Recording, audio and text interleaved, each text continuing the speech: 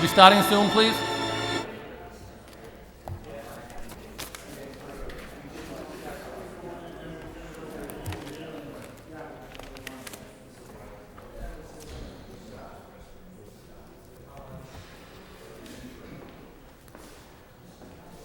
Shall I sit over or shall I?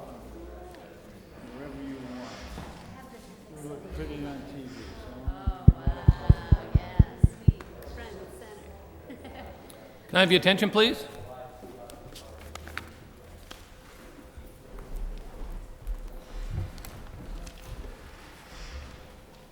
This is the June 5th Lowell Planning Board public hearing. We have a couple of public hearings on this evening. Our first public hearing will be the site plan for 475 Varnum Ave. The Lowell Planning Board will review an application by the Sisters of Charity of Ottawa and Duval Elderly Housing Corporation for site plan approval for development of the property located, I'll wait a second, at 975 Varnum Ave.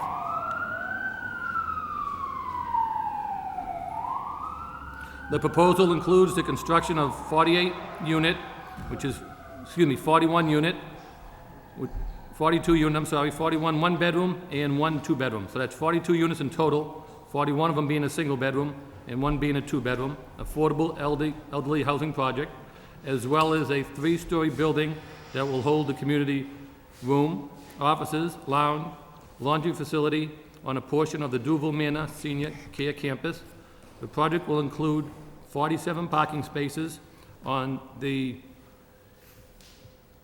I'm not sure how many square footage that is. Jim, you know what the correct number that is? That appears to be a typo. Is that right? The site itself, the entire site is, I believe, 1,590 plus square feet. That's for the whole site then? That's Okay. the entire site, yes. Okay, and then I'll get to the portion of, okay, which would, located on an SSF, which is the Suburban Neighborhood Single-Family Zoning District. The project requires site plan approval from the Lowell Planning Board under section 11.4 of the Lowell zoning ordinance. At this point in time, can we hear the applicant, please? Good evening, Mr. Chairman, members of the board. James Flood, 81 Bridge Street, Lowell, Mass., representing the Sisters of Charity and also Duval Elderly Housing Corporation. The sisters own the property and Duval is proposing the development. With me tonight, I have Bill Grogan from Duval and Meg Kiley from Duval, Naomi Prendergast, who's the Chief Executive Officer up at Duval Senior Living now. I have Bob Vivier and John Noonan. Bob Vivier is the architect and John Noonan, who's the engineer with me tonight. We are before you tonight for site plan approval. What we would like to do is extend the existing facility at Duval for congregate living for the elderly. The proposed project will involve the demolition of the existing provincial house, and I think when I'm done, I can send John up and he can show you that project on his plan, and the construction of a new 3-story building for this congregate living for the elderly. The 3-story building will consist of 42 residential units. 41 of them will be of 1 bedroom, and 1 will be 2 bedroom. As the notice also said, there will be a community room, there'll be a laundry facility, there'll be offices, and there'll be an adjacent dining area that will be available for the residents when they need it. We did provide for 47 parking spaces under the zoning. Congregate living requires 1 parking space per dwelling unit. We have 41, so we have 47 new spaces there, which we feel is more than adequate because most of these people will not have motor vehicles. In addition to the approval from this board, we must also appear before the Board of Appeals. We need a variance for the number of stories in that zone. You're only allowed for 2.5 stories. Our building is 3 stories, although it is not as high as the other buildings in the site, but under the zoning, we need that variance. And also, we need a side yard variance because we intend to bring the building into the existing building, which does not give us a setback from the side yard. So we're going to connect it, and that's the reason for the side yard setback. I'm sure this board can appreciate the need that the city has for elderly housing, and I think this is a perfect spot and location for this. It's located on Varnum Avenue, which is an LRTA bus route, so there's plenty of public transportation for these residents, and also in an existing facility that's been around for a number of years. It has a lot of the other amenities that the elderly people need, and there's a lot of services there for these people also. The proposed plan also has additional landscaping. There's going to be a courtyard, and I think it will beautify the site, and Bob Vivier can explain the architectural design of the project when I'm finished. I have reviewed the comments from staff, and I think one of the main issues is the location of the entrance, which is close to the entrance of Kelly Circle. This entrance has been there for many years, and it's always been used for the entrance and the exit from the property.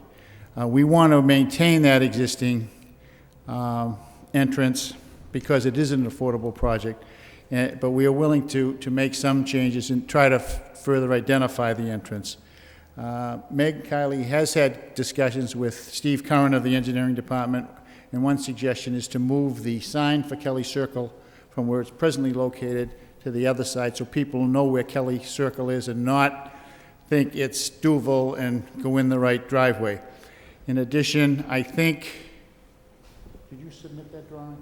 I think Meg has submitted a drawing as to what we would propose to do to try to show that entrance by putting either picket fences or a post and rail fence on both sides of the entrance, so we can really show where the entrance to Duval is, so people would go in the right way, and also some additional landscaping. So I've also delivered to you a traffic study that we just recently had completed by Howard Stein Hudson Associates, Inc., which would indicate that this proposed project does not provide any real addition in traffic. And peak hours in the morning, there might be 4 additional vehicles.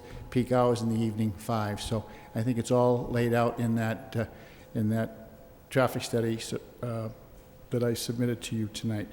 So I'm here with the engineer and with the architect, and I'll let them make a brief presentation. We've presented to this board before, and I think you're familiar with it, but we were here to answer any further questions and further explain the project. So if you want to go, John, or...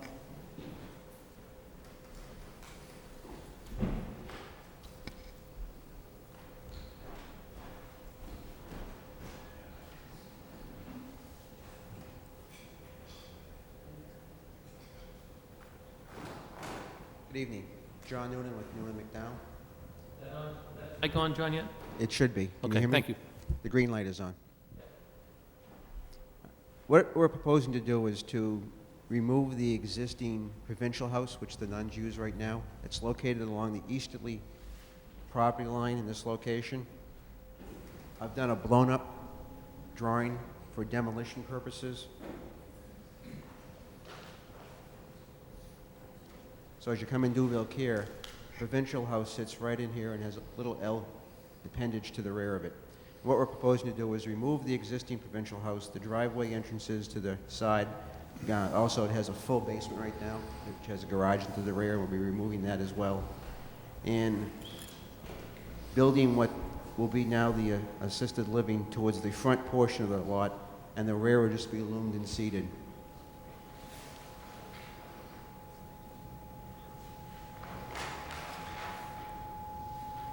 So from this part back, which is almost about where the existing Kelly Circle cul-de-sac is,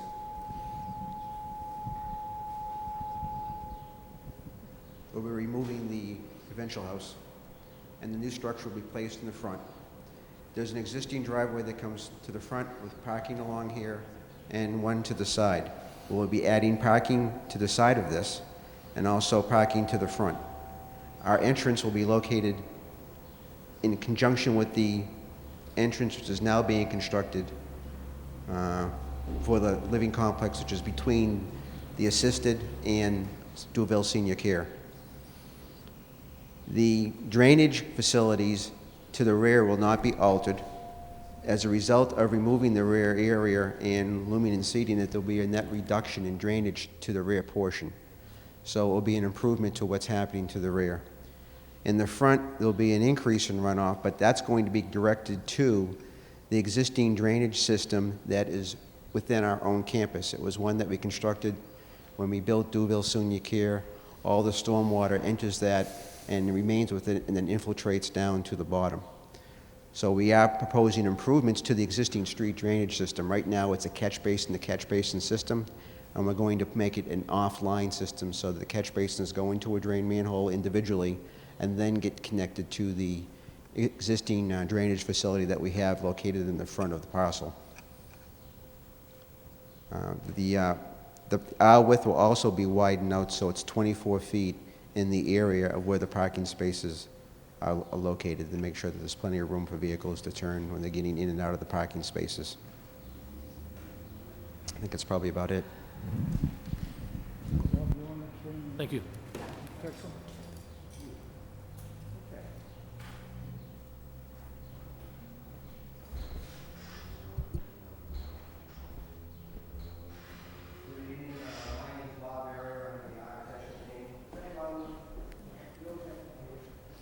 We're the architects for proposed development. We've been working in Lowell for 30 years. We did the first building for Ed Byron when he was at the bank, and we've been here doing other buildings for many, many years. We enjoy working in Lowell. It's a good place to be. The interesting thing about the site plan is that we've met with the neighborhood on 2 occasions. We interfaced with them. They are very happy, I think, with our design. We made some concessions, such as opening the entrance to the facility, widening it, putting in a fence, redoing the signs. But additionally, there's a 30-foot buffer that goes between our property and the neighbor's property, that the development. And we met with all neighbors, and we agreed that we would add more planting to that buffer, because a lot of it's eroded, a lot of it's not taken care of. So we made that arrangement with them, that we would add more landscaping to that particular area. Additionally, by taking down the 1-story building, we added 40% more landscape area to the site. The 1-story building just went on for miles. And therefore, our 3-story building, which is block and plank, which is only 34 feet high, is below the zoning height, is actually less in height than the adjoining houses which are on the hill, and mostly 4-story, garage and 3-story. So we are well below the height of those homes. We did connect to the existing building because it made sense. This is basically a 202, nonprofit elderly, and we will use the facilities from the nursing home, the kitchen from the nursing home, supply food as required for our tenants. The architecture of the building is quite simple, very residential in scale, with bay windows. Each one of the apartments has a nice bay window. It overlooks where people enter and exit, which is the seniors like very much. It has its own entrance. It has a gable roof, which is very similar to the homes next door, and we think it's a good fit for the neighborhood. Any questions? Well, I think that's Not our yet. presentation. Thank you. And we'll be glad to answer any questions that the board might have. Mr. Flood, do you have anybody else who wants to speak in regards to with the I don't think applicant? we don't have any more speakers at this Okay. time. Since there's no more persons who want to speak in regards to the applicant, anybody here want to speak in favor of the proposal?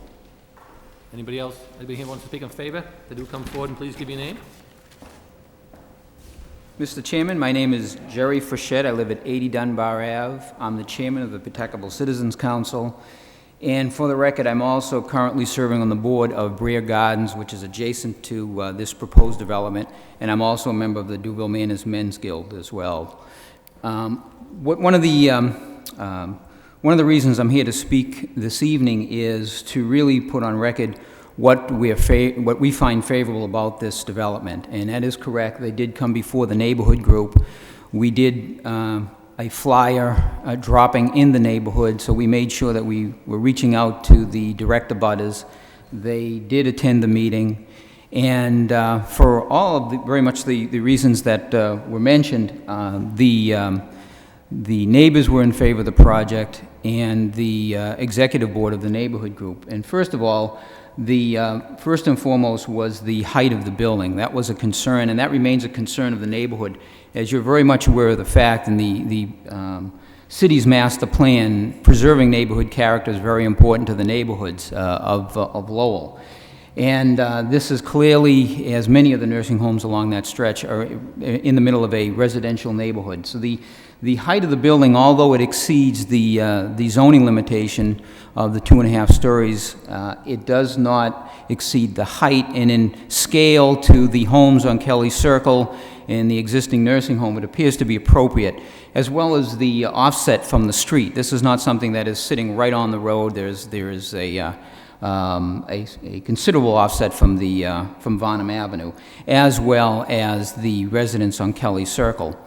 Also, the commitment to increase the buffer area, or to add to the plantings of the buffer area and to groom it. I think that was one of the issues that came up at the meeting, was to groom it so that it was a little bit more pleasing and still provide a buffer.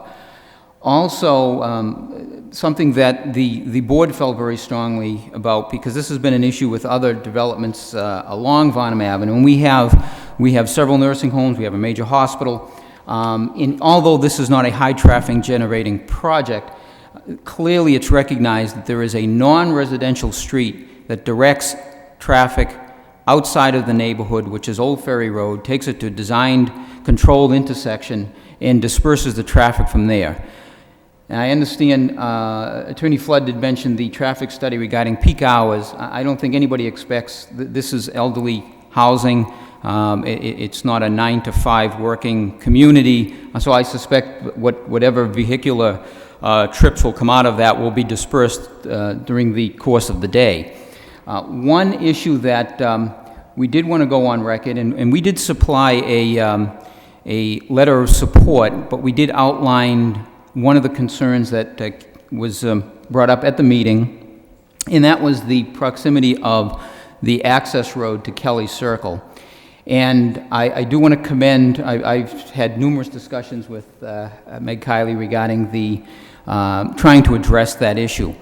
Clearly, and I can appreciate the effort to try to address it in a cost-efficient manner.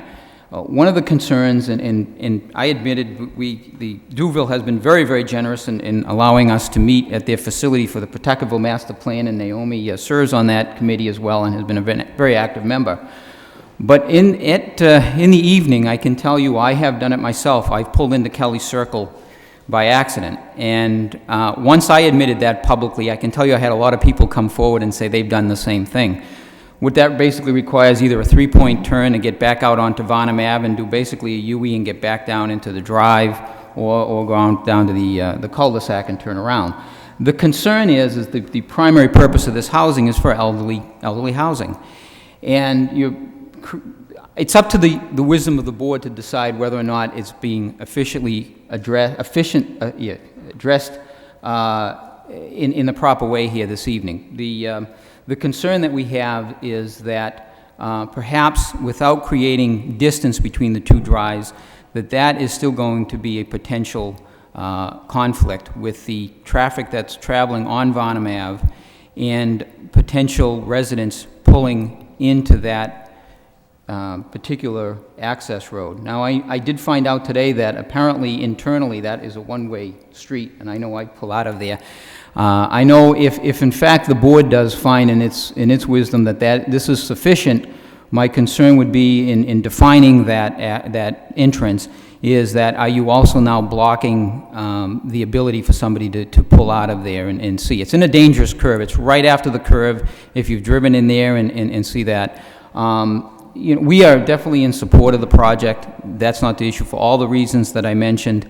However, we feel this is a concern, and and I can appreciate the fact I do feel that perhaps it's being addressed more from a budget standpoint than a public safety standpoint. And I would ask the board to at least take a good hard look at this. And obviously, if you feel this is the best way to address it, then obviously that will be the wish of the board. But I would ask that the board do consider that in making the vote this evening. Thank you. Thank you, Mr. Fischett. Anybody else want to speak in favor? Anybody else in favor? Anybody else in favor? Hearing none. Anybody want to speak in opposition? Anybody want to speak in opposition? Opposition? Hearing none. I'll turn it over to the board members. Maybe I'll start with you. Any questions or concerns at this time? First of all, I think it's a good project. And anything we can do for the elderly of this city, I think is a good thing. I am happy to see that there's plenty of parking. The only issue that really appears on the review form is from the conservation about the demolition of the building, putting up a buffer zone. I'm sure that will be taken care of Yes, appropriately. we're going to file a notice of intent. Now about Kelly Circle. There was a motion, another one here about maybe moving the street sign to the opposite side. Yes. Or narrowing the entrance. Has that been talked about? It was my understanding that one of the concerns on the people in Kelly Circle were the people going to Duval were going into their street and then finding it wasn't Duval and turning around. So Meg spoke with Steve Curran and had a discussion, and he was for moving the sign, the present Kelly Circle sign, to the other side of the roadway, so it would be just before Kelly Circle, so that confusion would not, that would take part of that confusion. Okay. And there's plenty of room in the right-of-way to do that. So we're willing to pay for it, and Steve said it's all right to do it. And the other suggestion was that we would fence in the entrance to Duval so you'd know where it was, so there'd be no confusion. That was my understanding. Okay. I have no further questions at this time. Mitch, any questions or concerns? Well, just to follow up on that, so you'd make a real distinction between the Yes. two entrances. Absolutely, So yes. visually, you could clearly, So visually, you'll know that that's Duval. I mean, I think, yeah. Obviously, that's important to the neighborhood. yeah, it's important to the neighborhood, and that way you'll know just where it is. To do anything more would probably take away the affordability of this project, and I think that's what we've Yeah. got to keep in mind. Appreciate that. I just have a couple of things. One is the internal traffic pattern that you foresee happening, and the possible need for additional signage. And you talked about Internally? Yeah, internally. And where you get, just the traffic flow within there. Do you want to show the traffic flow, John, or? And also, as part of that question, you did mention deliveries, which obviously means some form of truck Yeah, and turnaround space and things like that. I'm just trying to get at the traffic safety. the delivery are at the other entrance. And really, we would like to keep away from that other entrance because one of the neighbors does have a problem with lights coming out. And that's why we'd like to use this for the entrance and the exit from the property. So this is two-way Yes, traffic two-way going in and traffic. out. Yes, it's plenty wide. I'm sure Yeah. you've been there, and I'm sure you've seen it. It's And plenty the wide. other, Galen. the other Excuse exit, me? the other curb cut at the other end is Is for deliveries. only for delivery. That's where the deliveries come in, yes. That's Okay. my understanding. All Is right. that correct, I didn't Naomi? really understand that. Employee entrance also. Yeah, okay. Well, maybe if you could just step through that, would that be possible? Yeah, go ahead. Drew.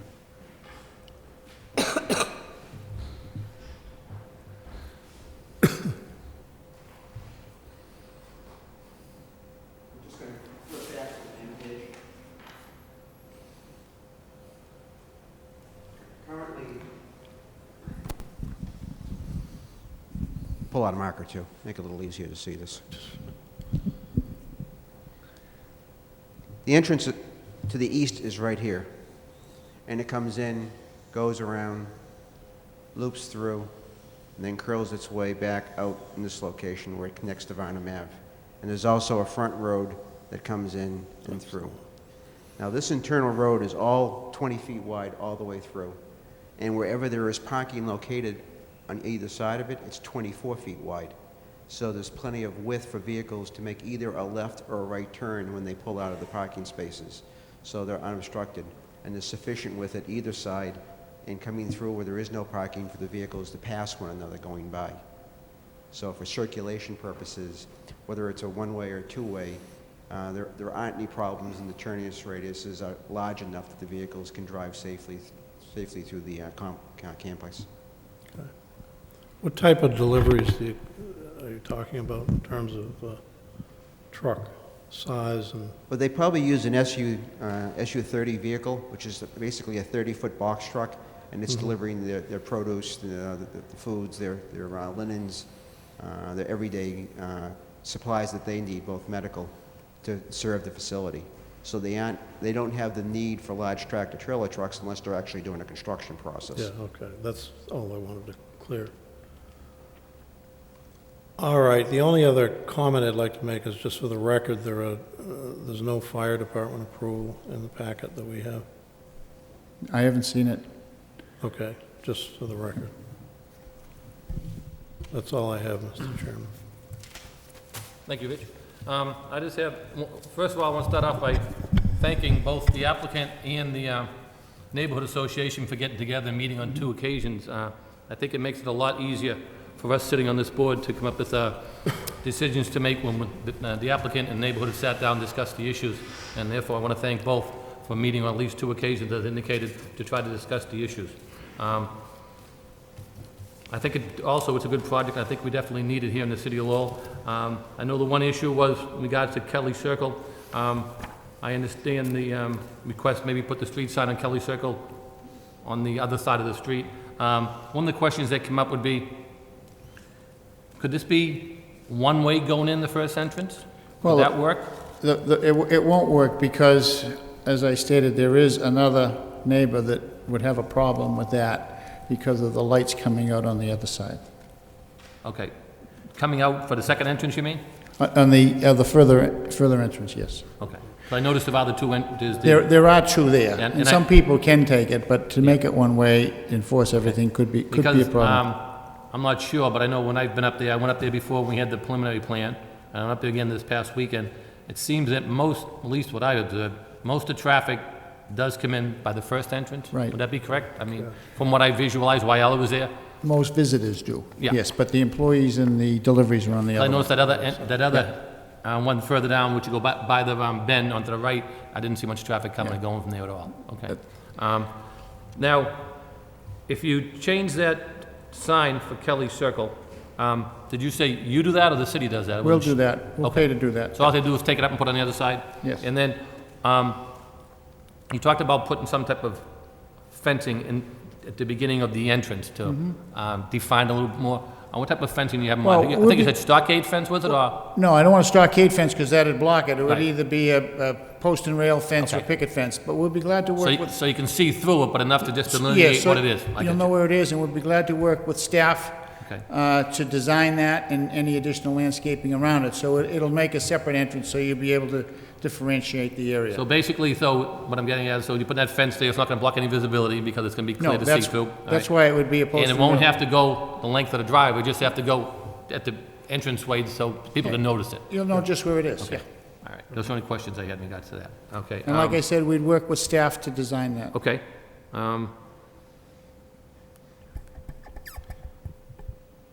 Jim, does the planning development have any other questions that we didn't address so far? Yes, if I may, Mr. Chairman. Sure. The only concern that I have is I hate to bring this back up, but the one-way drive or the possible one-way drive in, it's currently marked on the plans as a one-way drive. Yep. I'm just wondering, I know we've been in discussion with Meg Kiley about working that as an actual one-way drive and actually eliminating it as a one-way drive. I just wanted to bring that up just for the board's Well, consideration. And I think the final plan, we would take that out, because it's never used as a one-way drive. Well, yeah, I think everybody realizes that, but Yeah. So, I mean, I just okay. wanted to make that consistent and Rich, you have anything else you want to say? No, I Oh, haven't. sorry, okay. Anything else you want to say, Jim, in regards to that? if the board's comfortable with that being a two-way drive, it's up to the board's decision, so that's all I wanted to let you know. Okay. Any of the board members have any further questions as a result of what I just said? Mary or Rich? I'm all set. Okay. I'm all set. Mr. Flood, do you have anything else to say? Has any question presented by the board? No? Does anybody else in the audience want to say anything as a result of any questions that the board has raised? Either speak for or against. Anybody else have any questions? Any questions? No? Okay. At this point in time then, what's the pleasure of the board? Mr. Chairman, I'll make a motion for approval of the site plan for this project with two conditions. One, that we see a fire department approval sign-off sheet, and that the applicant will work with design staff from the Department of Planning and Development on the entrance to the convergence of Kelly Circle and the entrance to the Duvall Manor, and just work with them. I'll second that. Okay, there's a motion on the floor and seconded. Chair votes yes. The application for site plan passes 3-0 in favor. Thank you all very much. Thank you very much. Thank you all for coming down and speaking. I appreciate it.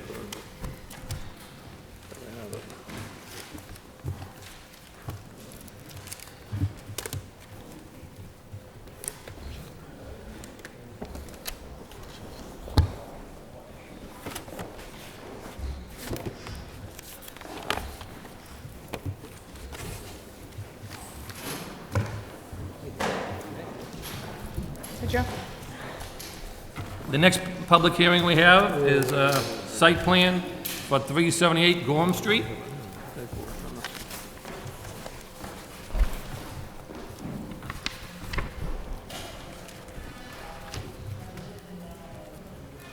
The Lowell Planning Board will review an application by Drake Petroleum Company, Inc. for site plan approval for the redevelopment of property located at 378 Gorham Street. The proposal includes the demolition of the existing gas station on site and the construction of one new 1,500 square foot building, as well as new pump islands and canopy, associated landscaping and parking. Also accompany this project located on 13,040 square feet site in the UMU, which is Urban Neighborhood Mixed Use Zoning District. This project requires a site plan approval from the planning board under section 11.4 of the Lowell zoning ordinance. For those people not familiar with the exact address here at 378 Gorham Street, this is the gas station right next to the Superior Courthouse. At this point in time, we will hear from the applicant. Thank you. For the record, my name is Ron Fortune of Consulting and Design, located in Lee, Mass. Represent Drake Petroleum, or the owners of the property. They're looking for replacement of the underground tanks, which lead to, again, redesigning the facility, potentially with the amount of dollars required for tank upgrades. The lot is small. It has 3 streets to encounter and a multifamily directly behind it for the perimeters on this 1,300 or 13,000 square foot lot. Again, as read in the minutes, that the facility is being completely demolished.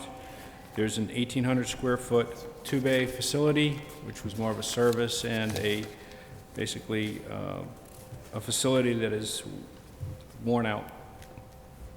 The development calls for installing a 1,500 square foot C-store per the plans, 3 dispensers underneath the new canopy with, we believe, adequate parking, new tanks, which will be requiring us to go before the City Council for an increased storage. We desire a 15,000 and 10,000 gallon underground. Also, for the self-serve component of the facility, for State Fire Marshal approval, we'll need a sign-off and an approval of a self-serve permit.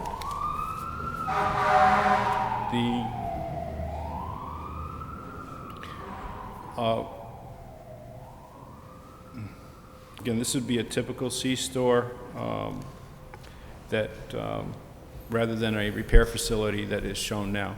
So there's several improvements, and there's a component in your packet as to the development of the fencing and brick pavers and tree planting. I have a little plan that was revised to represent those improvements, along with the monument sign that's proposed presently at the location.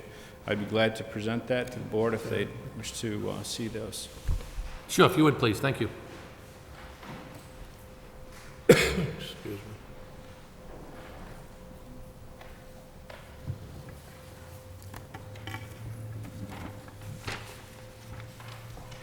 Thank you. Thank you, sir.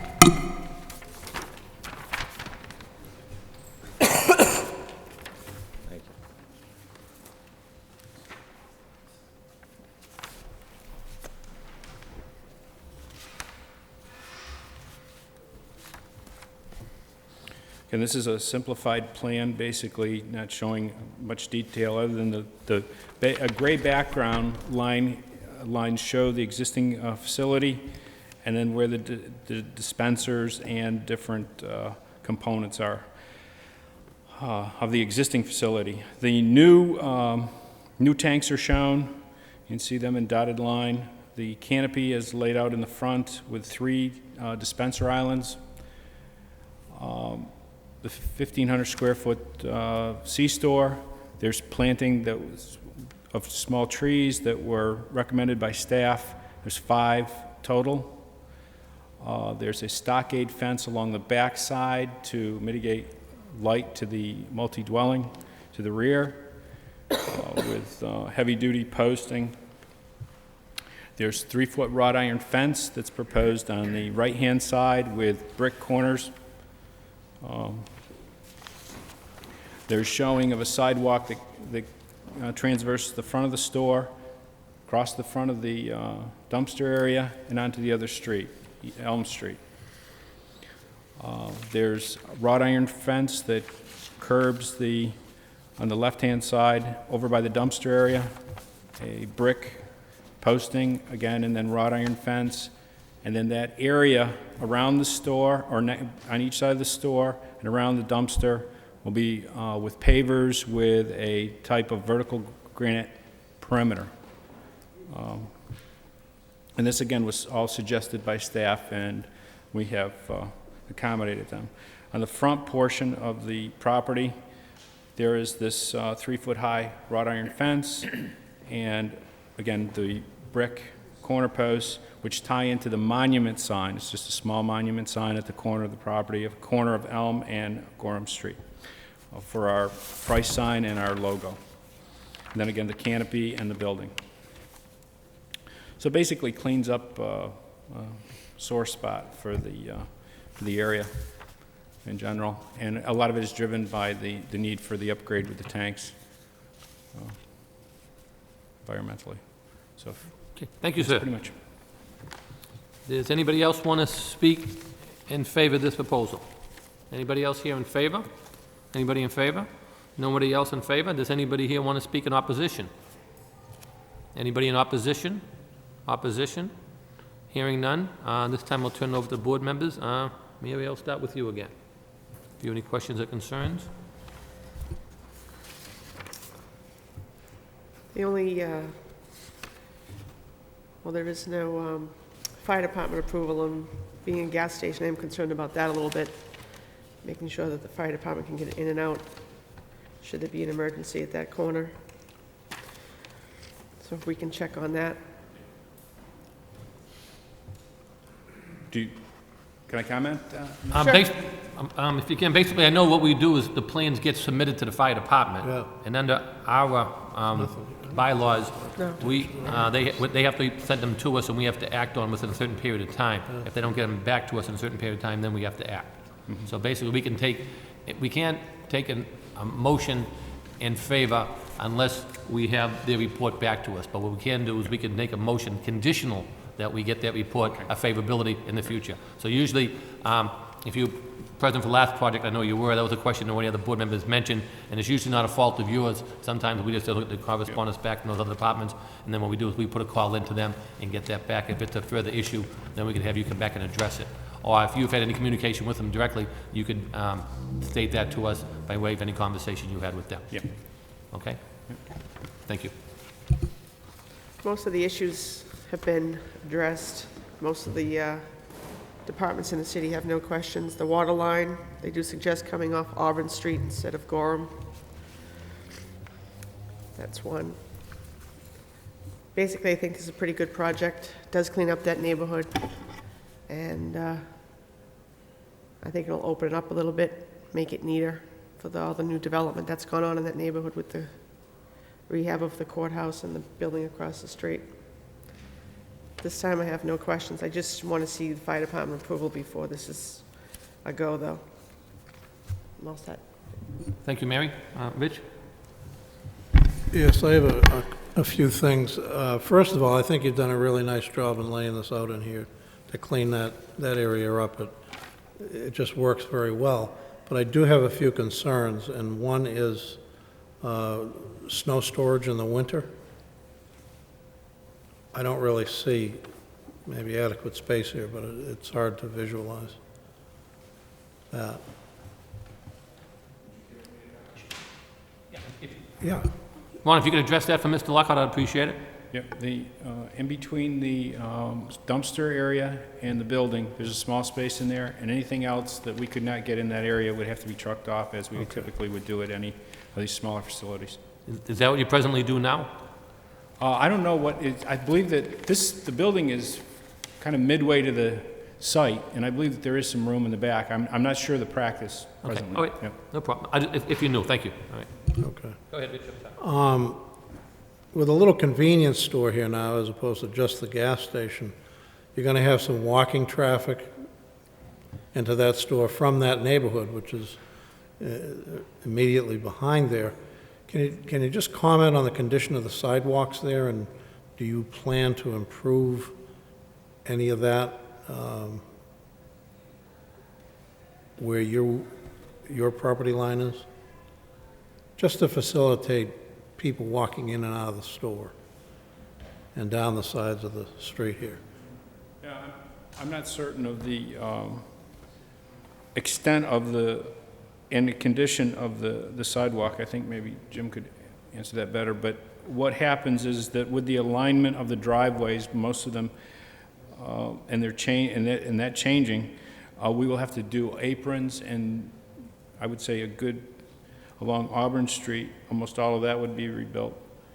And along Elm Street, not only are we closing a portion of the driveway, which then would constitute constructing sidewalk, and then along this opening on Elm Street, that would have to be reconstructed with aprons. So I would say that the only portion I'm not certain of is the Gorham Street side. Yeah, it would be in the back here more. But everything More to else, the and then the store. walkway between Auburn Street and Elm Street on our property would be that's all new. So that's Okay. the only portion that I'm really uncertain as to the condition, to know whether replacement would be necessary. Well, I'm more concerned with the area immediately around the store and to that side. Yeah, so Yeah, I okay. believe that All that right, would be, You've answered that. all of that would be. But generally, most of this is a hardscape, and every part of this site will be rebuilt. Okay. Thirdly, a couple of weeks ago, I took a ride around this site, and I noticed about a dozen cars parked in the back of the gas station up against the fence. And it looked like maybe people in the neighborhood were parking there, I don't know. And I took a ride by there today to see if I saw the same thing. And I counted somewhere between 15 and 20 cars that were parked in there. And I'm wondering, I know car condos are popular back there where the neighborhood is so congested, if that's possibly neighborhood residents parking there. Did you meet with the Back Central Neighborhood Organization to get any input from them on this project at all?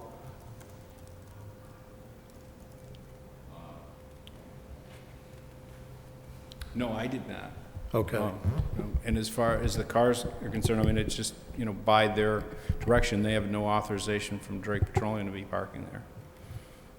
But it's- there's some that exist Yeah. there now. I just would like to see you meet with the neighborhood group to pass this plan by them, that's all. And in that meeting, that issue would come out. That's all I have, Mr. Chairman. Thank you. Joe? Thank you, Mr. Chairman. Just a couple of questions, if I may. There was some discussion regarding the curb cut on Auburn Street. The curb cut there is about 80 feet wide, is that correct? Sir?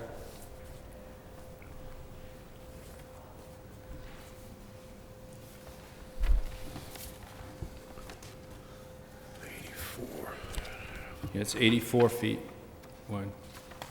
There's a note in our packet that the city standards require it to be 32 feet. Are you applying for a variance for the curb cut?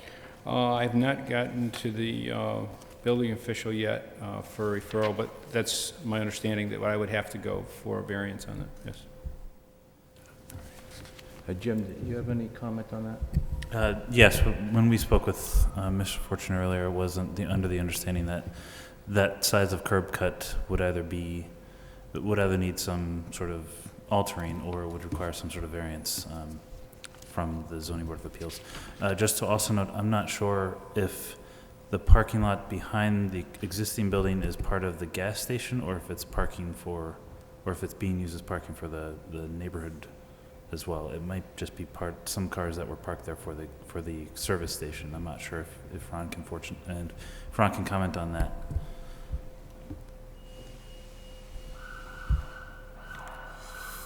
Well, the parking that Rich was talking about, it'd be behind where the store is proposed now on the site plan. It's right there. That's where the cars were being parked? Yeah, right, pretty much right on Right. Okay. that store site. Yeah. And that's on the applicant's land, so Yeah, obviously right. that's yeah. going to have to be changed. And I don't, and it's not my knowledge that as far as the facility is really just a gas and snack mart. Right now, the bay repair is not active. So I would tend to believe that it is residents in the area that are parking there. Are there repairs conducted at the service station there now? Not to my knowledge. The new facility is not going to do No, any right. repair work It's just anyway. a typical convenience store. Could you also discuss, I know you'll need a variance, I can see why you need the wider curb cut so you'd be able to access the pumps and be able to get into the convenience store without making it too tight, but how do you anticipate the traffic flowing out to Elm Street? Does that run right into the median strip there? Well, one of our biggest problem with any facility like this is the transporter travel pattern. And that's the real reasoning between that and as well as the dispensers and where you can actually place them on this lot. But as far as a traffic flow, this seemed to be, as far as any option that we had, was the best option.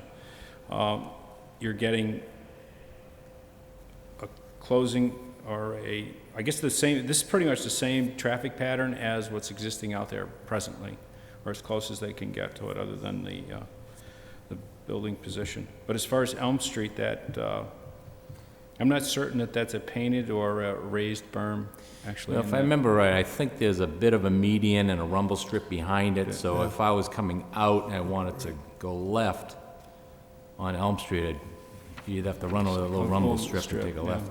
So that's not really changing. Right. Okay. Yeah, there's no improvements in the street at this time. I know you mentioned you haven't had a meeting with the Centerville group, but have you had any feedback from any of the neighbors about the project? I know No, I think there's a nobody's letter. appeared. Yeah, I believe there's a letter in the file regarding, I believe across the street, the attorney's office as to, feeling they were in favor of the upgrade and that it would be a large improvement for the vicinity. Do you know what the hours of operation are going to be? We let the market lead it. Usually we try to be a 24-hour facility, and what happens if for some reason it's just not going to survive at that with the employee base and stuff that we have, then we would take and cut back on it. But we try to attempt the 24-hour locations on these, just to. Are you anticipating any sort of donut shop in the convenience store like we see a lot, or? No, they have like a Deli Joe's, they have a sub, and then they have a coffee component themselves that they provide in a facility like this. I think you did a nice job in working with the department as far as the monument sign is concerned. I think that's going to look really Thank you. nice and be a nice improvement for the corner. The sign that you anticipate, is that going to be changeable in terms of the lettering and the prices on the prices for the gas, that type of thing? Yeah, I'm not, on that one there, we have a little, I don't believe that's the,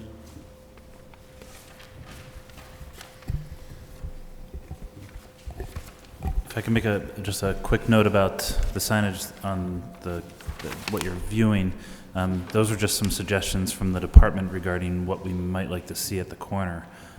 We were working with them on the monument sign, and just make a quick note that any signage on the site, I believe, would require a ZBA special permit as well, and therefore Diane Tradd, our design planner, would have to review and work with the applicant on such signage, and if the board sees fit, they can also make that a condition of the approval Right. tonight. And that would apply as far as whether the sign's going to be lit and what type of sign it's going to be? Correct. Yep. yeah, and this, do they have this? Could I take a look? Can you bring that forward if you mind? Thank you.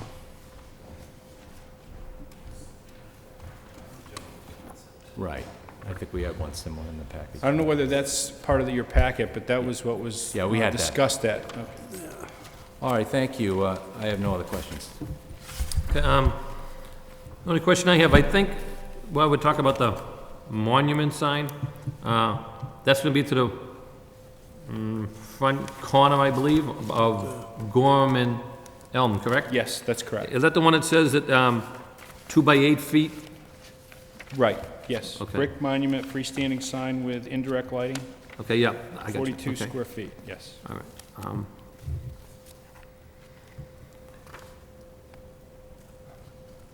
Will that hide it all? And I can't tell by looking at your plan. Will that block any vision of anybody trying to pull out of Elm Street, do you know? I'm just thinking if someone's coming up there, if that's 8 feet high, is that gonna have any problems with people? I know there's a light there, but I always check both ways regardless of what color the light is. Yeah, I think the speed of the traffic is gonna be. Oh, is it back further enough? I can't tell. It's just, I see you have your wrought iron fence will be on the street out further, correct? So this will be behind the wrought iron fence, that's correct. okay? And the fence locks into the sign Oh, okay, so the sign, Yep. okay. directly, yes. I got you. So it's not gonna be one of the tall signs, it's just gonna be the 8-footer as we have in the packet, okay. Not like a lot of the other ones that have the, Or whatever I get, approved. okay. That would basically come before the, That's the hope. okay. Yes, Mr. Chairman, just quickly. Sure, go ahead, Jim.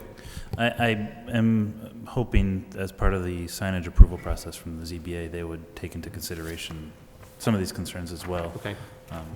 Just to make a quick note of that. And as I mentioned earlier, I believe the design planner reviews all signage proposals as well, so just some things that could. So getting back, so they're gonna also need a variance for the side, for the curb cut as well as the sign to go before the DBA, the zoning board of appeals. Correct. Okay. Yeah, right. the variance for the curb cut width, as well as a special permit for the signage in this zoning district. All right, thank you. I also think that that project will enhance the neighborhood. I know that that's been there for a long period of time, and it's starting to get run down a little bit. Yeah. And I think it will be an improvement. I think you did a good job of laying it out, considering the amount of square footage you have on that site, because basically, let's face it, you have to work with what you have there. That's right, yeah. And More to go. I know you've done a good job there. Well, it appears that it looks like it will be a nice job. It will help the neighborhood up there. A lot of it is a gateway coming to the city. When people come down off the Lowell Connector, come right in there and coming down to by the Superior Court, then right downtown to the juvenile court and the district court, and maybe even the new court complex, if need be. But besides that, I think it's a good project. I'm in favor of it. Thank you. At this point, go ahead, If I Jim. may note just quickly, Mr. Chairman, I did hear from a number of the neighbors in that area outside of the attorney's office, which I know we received a letter on, And the general consensus was that they were in favor of it, just to make a quick note of that as you deliberate. Okay, thank you very much. At this point in time, what's the wish of the board? Mr. Chairman, I'd make a motion to approve this site plan with conditions. One, that the applicant receive his variances, one for his sign, that the sign not block the sight lines, I'm sure it won't. And also receive variances for his curb cut. In addition, condition that receive fire department approval, and he complied. The applicant submitted a letter, I believe it's dated May 11th, concerning certain conditions to the City of Lowell Planning Department regarding the sign, fencing, trees, and other site features, and I'd like to incorporate that letter as a condition that the applicant will comply with what was committed to in that letter. And then finally, there was a note regarding stormwater runoff control on the notes from Steve Curran that the stormwater runoff control be provided on site. I make those as conditions of the approval. Thank you. We have a motion on the floor. Anybody care to second that motion? I'd like to add a condition, if I could, to Joe, you just want to- meet with sure. the Back Central Neighborhood Organization to try to get some kind of answer on the parking that's there now. Okay. And Let me see. Joe, do you want to incorporate that as your motion, or do you want it to stand as is? No, we can incorporate that. I think it's a good idea to meet with the neighbors and let them know what's going on and find out what's going on with those cars behind there, so I'll incorporate that. and as a I'll condition. second the motion. Okay, there's been a motion second. Basically, Ron, I think what he's saying is, basically, we know that the cars aren't yours, but by meeting with them, they'll be aware that you're gonna have a new development going in, and Yeah, it's the right thing. that basically, those cars, they are not your responsibility. Okay, and to let them be aware to that, I mean, I know obviously what's there now, that's a different situation, but if, those cars are gonna be consistently up there, then it would be the responsibility of that project. Anything that may happen to those cars, anybody else, okay? So, we do have a motion and second it, all in favor? Aye. Aye, and the chair votes yes, therefore, the, motion carries 5-0 in favor. Good luck, and thank you very much. You're welcome.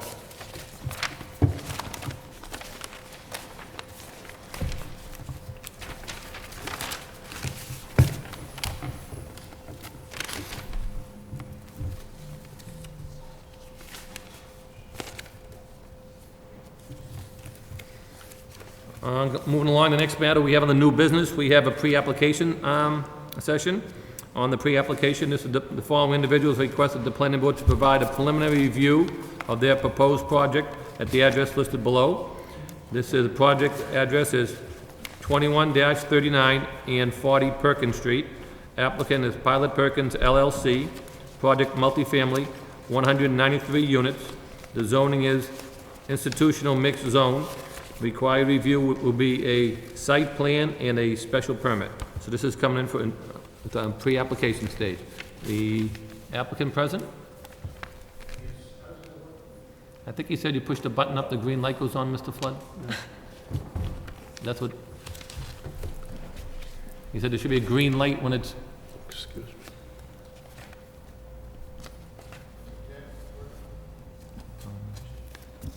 Is it working? Yep. Yep. It is. It is Mr. Chair, yep. Mr. Chairman, James Flood, 81 Bridge Street, representing, there's two petitioners here. We have one which is Pilot Perkins LLC, which is dealing with the building located at 21 to 39 Perkins Street. And the other is 40 Perkins LLC, which is dealing with the parking lot across the street, which we will use. So I think I'll first go to the building. I think you're all probably familiar with it. It's the last step, really, in the Lawrence Mills project. This used to be Hub Hosiery in the McQuaid building. And what the gentleman would like, let me introduce them. I got Fred Kempton here. Fred? And I got Ed Walsh. I got Eden Milroy, and it's Barry Gannick, who's our architect for this project. Okay, Mr. Flood, let me just back up for a second. So, for the people who are viewing at home, this project is the matter that's right next to the LaVlasha Park, correct? It's down the street. This is, Yeah, I mean, so when you, by that entranceway, you have Perkins Street here, Pawtucket Street on the other side, intersections there. If you look at the last park, it'll be on the right. It's on the right, Suffolk Street, Cabot Street. And then it's across from the big parking lot there, which is across from the Yes. auto department store. Correct. Okay, just Correct. want to alienate anybody who's curious where this site is. Okay, thank you, sorry. So what will be before you for a site plan approval on the renovation of the existing mill buildings and a planning board special permit to allow the conversion into 193 residential units. They're all going to be rental units. We are also requesting a license from the city of Lowell to allow us to access the property on a portion of Perkins Street, which is right there. Because of the elevations of the building, it's necessary for us to dig down to get in so we could get into both of them on the same level. And we're also going to petition the city of Lowell to make Perkins Street a one-way street if the city council will go along with us, because Suffolk Street in that area is very narrow. And if we improve this area with the sidewalks, I think it'd be better for this whole area if this became one-way, because I think you'll see a lot of pedestrian traffic down there. So that's what we intend to do with the mill building. Across the street is the parking lot, which is there now. What they intend to do is to close two of the existing curb cuts, which are here and down on the bottom, and provide one additional, which is there, and do some new landscaping and clean up.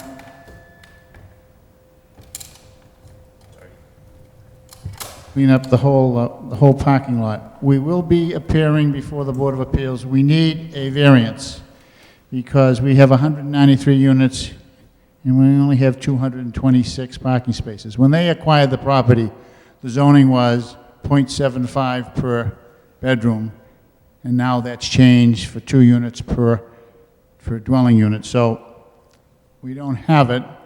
We're entering in a lease with this parcel for 226, so we have to ask for a variance for 1-to-1, which is similar to every other mill project downtown. We're also asking for a variance on the trash pickup. We intend to have inside storage of trash, but it'll have to be picked up outside, and because of the historic, because the building is historic, we cannot bring a truck inside. We cannot make another entrance for trucks, so we're going to have to store the dumpster closer to the building on the day of pickup than provided under the zoning. Just the day of pickup, but all the storage will be inside because of the close proximity to the river. So that's basically. I mean, I think we're not going to change the building. The building's there. We're going to, beautify the outside. We're going to landscape the area, do it over, and that's basically the project. So we're here to answer any questions. Thank you. Anybody else want to speak on behalf of the applicant? Anybody else from the applicant Want to speak? anything I want to say? You don't have to, but if you do, you're willing to. Sure, come forward, please, or just, Mr. Flood, if you can hand you that mic, or you can speak from the podium, whatever's more comfortable for you, sir. Thank you. You're welcome. I'm Eden Milroy. I'm a partner in both Pilot Perkins LLC and 40 Perkins LLC. And I actually wanted to speak for a moment to Perkins Street itself. This project obviously is a major historic rehab, and in looking at the history of Perkins Street, we realized that actually the other side of the street, where the parking lot is now, was once upon a time residential. And photographs we've seen of it from the Historic Commission showed it as really quite a grand tree-lined street. And we want to return that effect. And it's what our rendering and what the plan shows to give it a much more residential character. although there will be many more people there, we expect it to be a somewhat quieter street than it is today. Something that will really finish off the southern edge of Lawrence Mill. But I just wanted to describe that design intent for you. Thank you. Anybody else want to speak in favor? Anybody else have any comment? Anybody else want to speak in opposition? Anybody in opposition? Hearing none. Any questions or concerns with the board members? I have a couple of questions. Go ahead, Rich. Excuse me. The curb cuts you talked about, Jim, I didn't, you were going to close two and open the one on At the present time, there's a curb cut here, Cabot, Suffolk Street. and a Cabot. curb cut down there. We're going to close those two and open one up on Cabot Street. There are two others also. So there's no The- curb cuts on Perkins Street? There is one right here. Oh, all right, there isn't an existing Yeah, one. those are existing.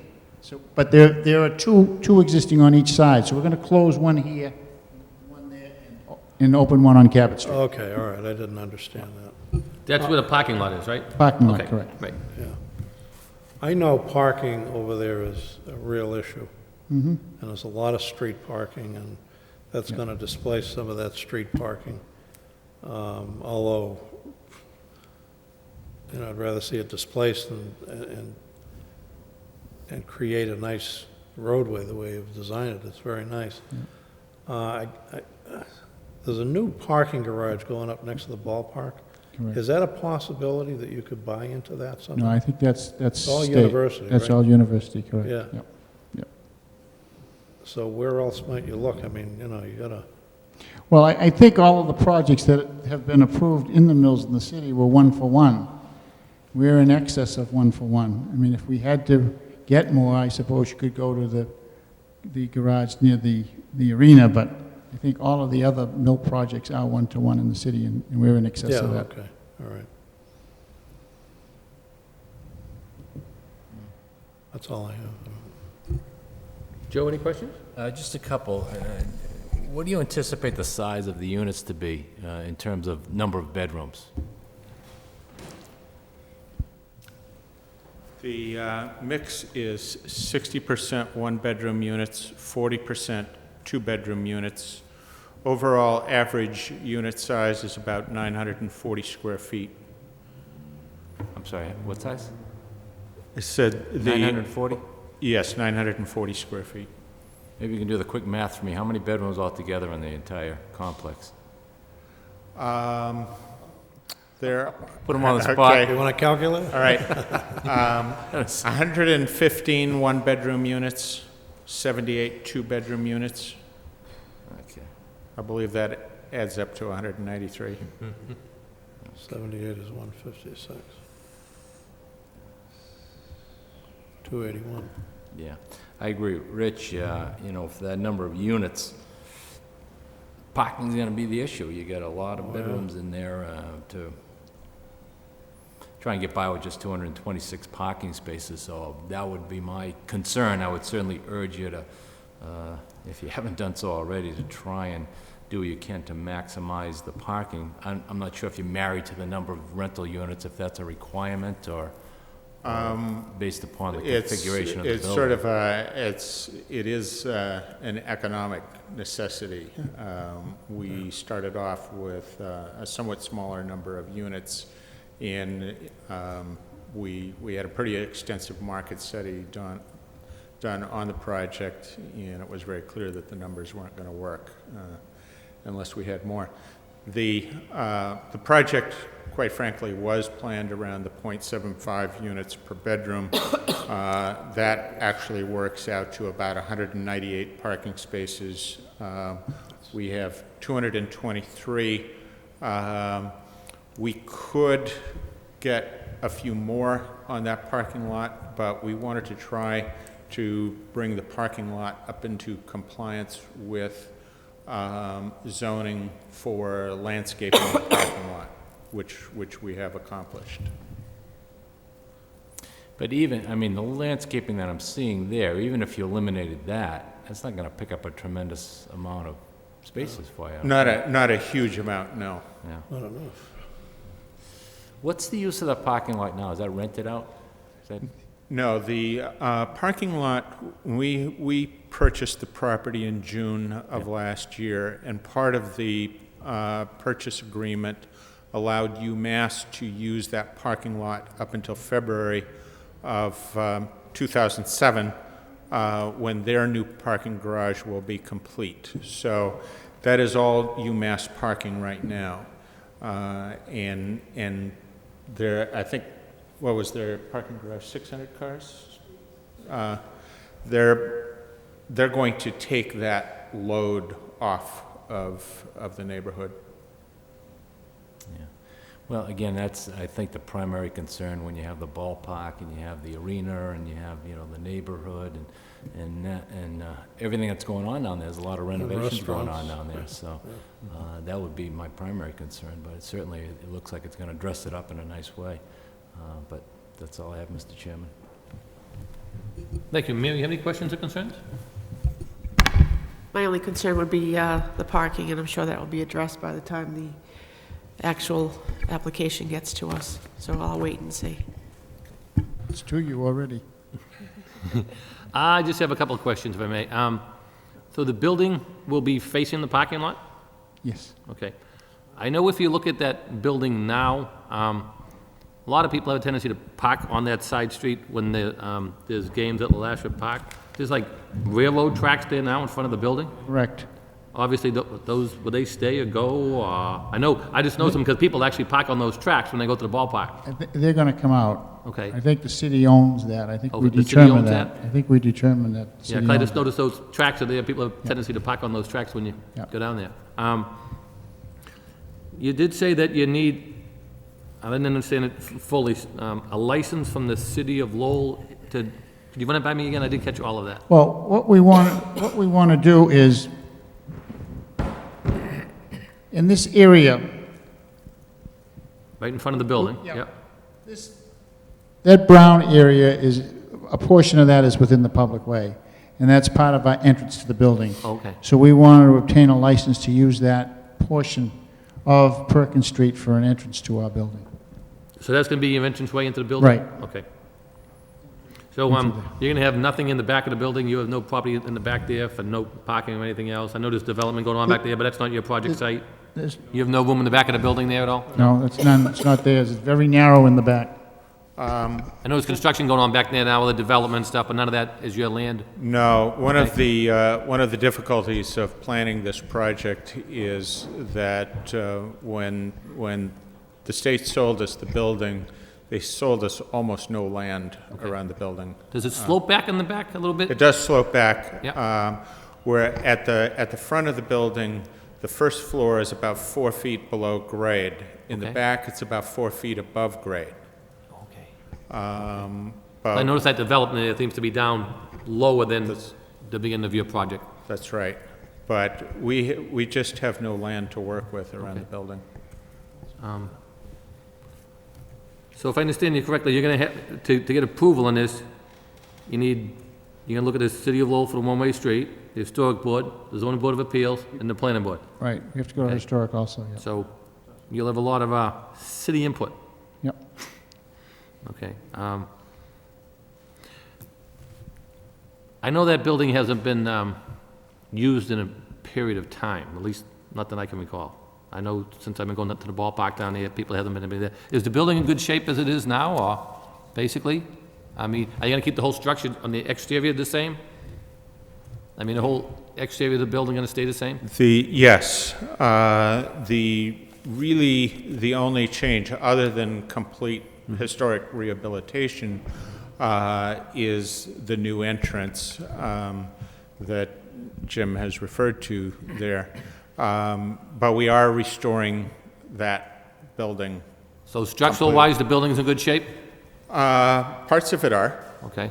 I'm just saying, I know it's been there, it's old, it's been there for a while, so I don't know. We if- have actually, as soon as we purchased it, we immediately went in and started doing structural stabilization.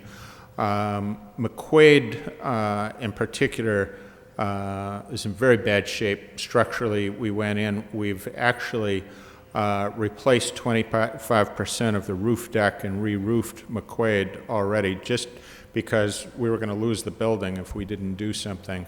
And we have done a variety of other things as well, in cleaning out the building and really studying it. So, but we're going to be able to bring it back. I think we caught it just in time. Oh, good, okay. Let's see if I have anything else. I have no other further questions. Anybody else have any questions as a result of what I said or anything else at this time? Mr. Flood, any other further comments? Thank you. No? Okay. I think we've heard you. Okay, I think this is the pre-application stage, so basically it's at the comment section, so I don't believe you need a vote from us. So hopefully we anticipate seeing you in the future. Okay. I think in a couple of weeks. All right, thank you very much. Are you already scheduled for us in the near future? Okay. Oh, actually, I think you're on for June 19th, if I read the advertisement correctly in the paper Friday night. Okay. Okay. All right, then we'll see you on June 19th. This matter will be on for public hearing. Any of those who are viewing at home, this matter was advertised in our local paper on Friday. It's also going to be advertised in our local paper on June 9th. The article said, I had the opportunity to read in the article Friday night, so this will be on for public hearing for all those who are interested, which would be June 19th, which is 2 weeks from tonight, for public hearing. Thank you very much.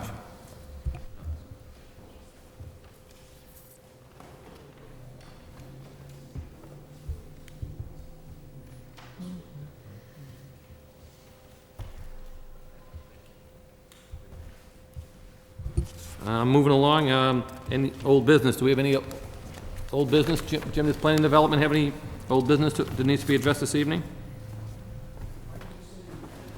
Jim, we have anything on the old business in the packet that needs a... I don't believe so. The only thing I wanted to note was I provided for you in tonight's packet a new A&R reports, Okay. just for your review. All right. Notices from That was in abutting our new towns. handout tonight? Okay.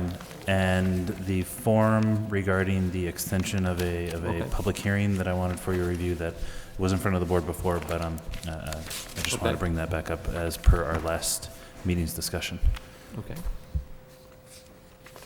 I think that was the form that we had when the applicants want to continue the matter out further and take a vote of this board, and they want to continue it. What happens is, when the time period is running, when they make the request that the time period be extended, we have to forthwith give that written notice to the city clerk. Therefore, if anybody wants to appeal any of our decisions, if it's not recorded with the city clerk, regardless what we done here at the public hearing, if we voted for or against it, it has to be authorized with the city clerk. And that's a form that I know I had a draft on, and Joe had a draft on. I believe the draft that we have in that packet tonight is the one that's been reviewed by the city solicitor's office, as well as what Joe put together, and I believe we can use that. So when we're at a meeting, if the applicant requested the matter be continued out further, we can have them sign that, we'll endorse it, and then forthwith we'll give it to the city clerk, which will put everybody on notice that the time period has been extended.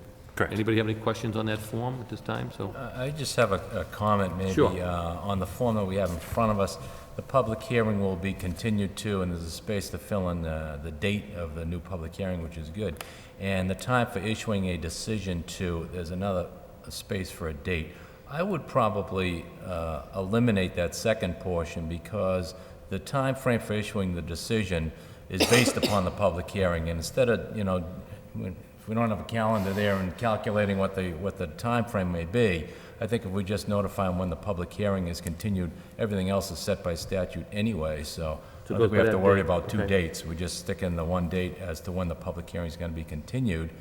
And if, in fact, we continue a public hearing, at the public hearing that evening, we should have the applicant sign it right then and there. That's what I would recommend. okay. Okay. And I know the question is, when we have it for the applicant, I think we should either put, we can either do it two ways, either the applicant or person who has a right to sign on their behalf. You know what I mean? Because a lot of times, the applicant, it could be a corporation, and the applicant's not present, it could be represented by counsel. So either the applicant, or do you think, Joe, we could put down, or his or her agent? You just put applicant or authorized representative. That would cover. Because a lot of times, sometimes the applicant can be represented by counsel, but somebody, at least somebody whose name is on there, who's legal authorization to bind them towards that. You Yep. understand what I'm saying? The applications, just, Mr. Chairman, the applications we use for the special permanent site plan review often note the owner's agent. Okay? I could just use the same wording. Sure. I as mean, that way, so we just know that the person who signed it has the authority to bind that agreement. Okay. Okay? I mean, that way, it's either the applicant or the agent, or as you phrase it, I think that would be sufficient. And if I can just make a quick, also suggestion, where it says property address, I might just add, if it's up to if the board agrees, or maybe make a slash project location, just to Sure, we can- further delineate or further clarify. Oftentimes, the project name or project location Sure. is, Because sometimes we don't, per se, have an address, a street number. Right. I mean, if you just have like, sometimes the application is known by the project name Right. or by Like, something other than like, a specific address. something estates or something. Exactly. I just- Located off a certain street, we can fill it Exactly. in. Okay. So as long as it's we could, the description would meet, so we'd know exactly that is, go into that. Or if, like, for example, if we had, as part of the applicant, what they're, calling the development. Yeah, okay. That, I think that'd be sufficient. Any further questions on that form? No? Okay. The only other thing that, where we want old business or new business is, I did have the opportunity, as indicated when I was speaking with Mr. Flood, that we did have our legal notices were publicized in the local paper on Friday, and one of them is basically telling us that we have a couple public hearings coming on for June 19th, and there was a typo error for anybody who's at home listening in regards to the Westview Road matter.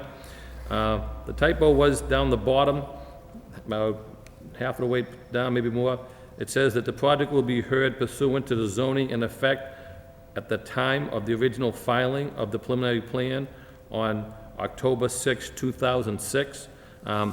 I spoke with Jim today about that. Jim indicated that he sent it to the local paper, and when they sent the advertisement in, it did read October 6, 2004. So there is a typo there for anybody who's looking at that, wondering how we can have a plan before us which is dated in the future. That would be a little confusing to a lot of people. It's confusing to me. So I know that, reading the advertisement, it says it's going to be advertised again on June 9th. Jim indicated to me that he would call the local paper today, let them know that that typo was a mistake, and hopefully we can correct that. I don't think it's going to affect the advertisement for the public hearing due to the fact that the date and time is there and the notice is there. I think that meets all the criteria for the public hearing. If there's any questions on that, Jim, we can either consult with the legal department to see if that should throw it off, but I think since it's just saying what the preliminary plan date was, I think the notice is to let all the people be aware of what the hearing date is, and I think that should be sufficient. But hopefully that won't change the public hearing date. yes, I'll check with the attorney solicitor. So anybody, those who've read this advertisement like myself, that should have been October 6, 2004, not October 6, 2006. Okay, thank you. Moving along, I think the next matter on the agenda we have would be notices from abutting towns. Anybody have any concerns about the notices from abutting towns? I have none. No concerns? Can I make a motion to place these notices from abutting towns on file? Okay, motion's been made Second? and second. All in favor? Aye. Aye, chair votes yes. Vote 4-0 to place them on file. We have a report from the A&R reports, which are the approval not required in our package. Anybody have any questions on those? Those were submitted to us earlier this evening. Anybody had a chance to review those yet, or have any questions?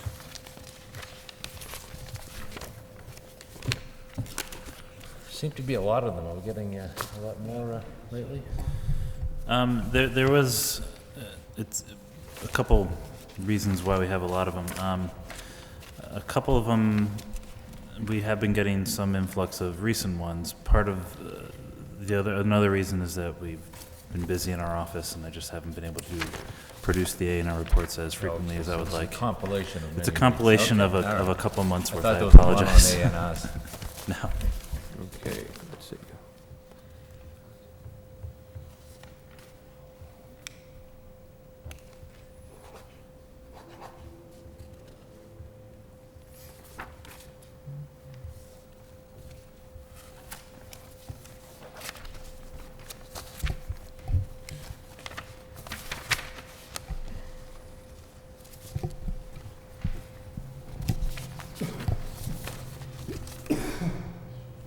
Okay, moving along, next matter is general correspondences. Any comments on any general correspondences in the packet?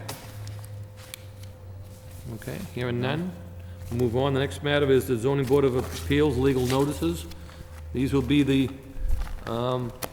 notices hereby given that the City of Lowell Zoning Board of Appeals will hold a public hearing on June 12, 2006 at 6:30 PM concerning the following petitions. Those will be heard here in the City Council chambers before the Zoning Board of Appeals. The planning board, our function is just to make recommendations to the Board of Appeals in regards to the matters. The first matter we have is Robert and Pamela Sorby from 98 Hoyt Ave. It's requesting a variance in a traditional single-family residence. This is petition to raise an existing garage and reconstruct the new garage with insufficient side, rear, and garage to structure setbacks. So they're gonna take down the old garage and put up a new garage without the required setbacks. Yeah, Mr. Chairman, taking a look at this, you know, they're taking their 10 by 20 garage down and replacing it with a 14 by 22. Apparently, what they have now is in bad disrepair.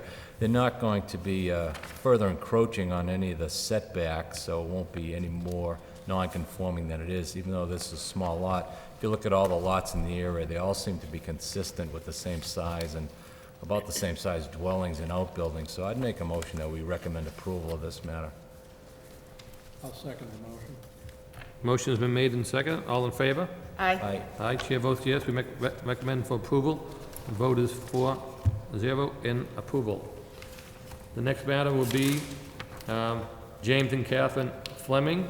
This is for variance on 20 Circuit Ave. This is a traditional single-family. Petition to construct a farmer's porch with insufficient front yard setback. I had an opportunity to go up there, and if you look at it, it's up off Eugene Street to Woburn Street, and basically, there's no, and there's a picture here in the packet, there's no sidewalk in front of the home, and if you look across the home from to Circuit Ave, after that is the exit ramp on 495 that comes down to Woburn Street. So what they're looking to do is, it's a very nice home. They're trying to put a farmer's porch in the front of it now. The pictures do show in the packet what the farmer's porch will look like. Like I said, there's no sidewalk there, so it's not interfering with anybody. If I look at the pictures, where that truck is parked now, the farmer's porch will be off to the front here, and it's indicated then there'll be the street. Then after that, there's the fence, which is, comes down from the Woburn Street, from the highway from 495. So I think, the way it looks, I think the farmer's porch, it's not gonna hurt the neighborhood whatsoever. I think actually will make this house, look nicer than it already exists, because it's a very nice setup that they have now. And since there's no sidewalk there, I don't think it's gonna interfere with anybody walking by or anything else. But I went up the other day, and it's a nice gray house with a white trim, and I think it'll be an improvement myself.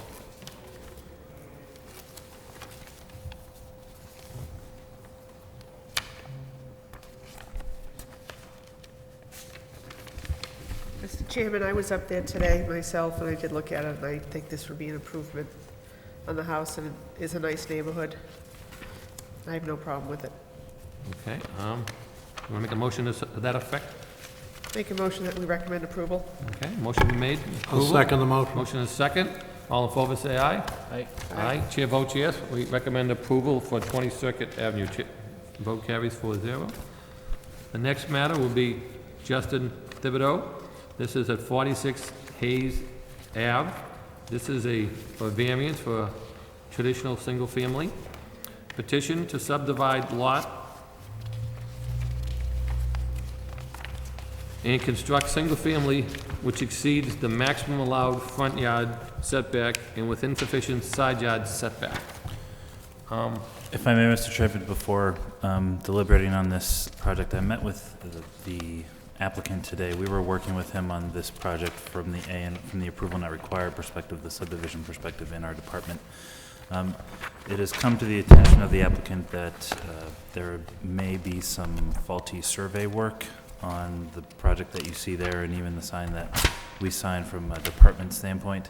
It was an oversight from the applicant's surveyor that they're in the process of fixing, which may actually bring this project in front of the planning board for a special permit from the lot width requirement, which is section 5.110, I believe.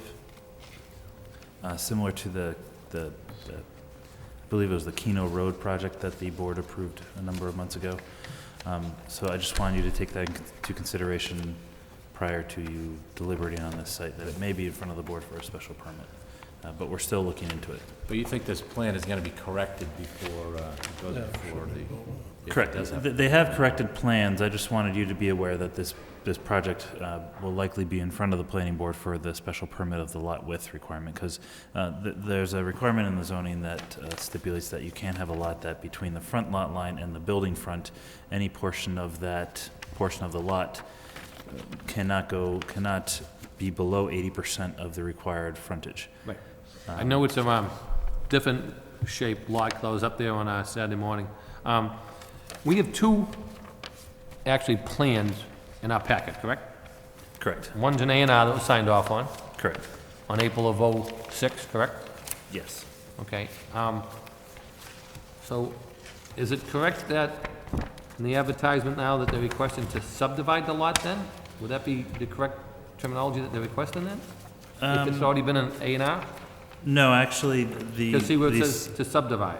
Correct, And I'm looking at that, but if it's already been A&R, it'd be, Yeah, the A&R is actually, the lot's already subdivided. I'm not sure if that's just a misprint on the yeah, ZBA because that's why when I looked at that and I forms. saw the A&R and I said to subdivide it, they already went and did it on the A&R. Right, they were legally allowed to subdivide the lot under the A&R rules and the fact that they had legal frontage and they had legal lot size.